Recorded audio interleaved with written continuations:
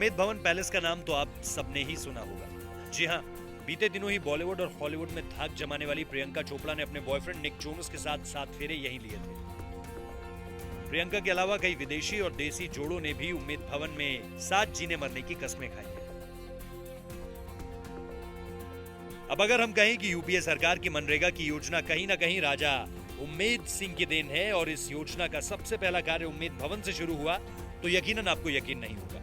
राजस्थान की चुनावी यात्रा पर निकले राजस्थान तक की टीम जब जोधपुर पहुंची तो उन्हें भी कुछ ऐसी ही कहानियां सुनने को मिली।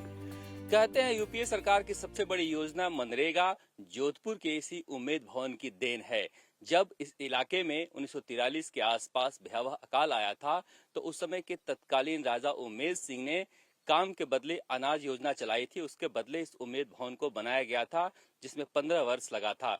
जब राजस्थान के मुख्यमंत्री अशोक गहलोत बने, जो जोधपुर के रहने वाले हैं, तो उन्होंने जब यहाँ राजस्थान में सबसे बड़ा अकाल आया आजादी के बाद, तो काम के बदले अनाज योजना शुरू की थी। उसे यूपीए के चेयरपर्सन उस वक्त सोनिया गांधी ने यहाँ आकर देखा और सोनिया गांधी ने इस योजना को देश भर में नरेगा के नाम से लागू किया, जो बाद में चलकर मनरेगा बना। और कहा जाता है कि यहाँ का जो कंसेप्ट था उसी के आधार पर देश भर में आज भी मनरेगा शुरू है। दरअसल मनरेगा की शुरुआत 2 फरवरी 2006 को देश के 200 जिलों से की गई थी, जिसे 1 अप्रैल 2008 को देश भर के सभी जिलों में लागू कर दिया गया। मनरेगा के तहत 100 दिनों का रोजगार उपलब्ध कराकर भारत के गांव में रहने वाली आबादी का जीवन स्तर को ऊपर उठाना है।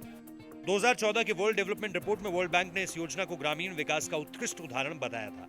इस कार्यक्रम की सफलता का अंदाजा इस बात से लगाया जा सकता है कि वर्ल्ड बैंक ने 2015 की अपनी रिपोर्ट में से दुनिया का सबसे बड़ा जन रोजगार उपलब्ध कराने वाला कार्यक्रम बताया था। अब 2019 के रण में विजेता कौन होगा, इसका फैसला तो जनता जनार्दन के हाथ में है, जो कि 23 मई को पता चलेगा। चुनाव की जानकारी के साथ राजस्थान तक की टीम आपको ऐसी ही कहानियों से भी रूबरू कराती रहेगी। ब्यूरो रिपोर्ट, राजस्थान तक।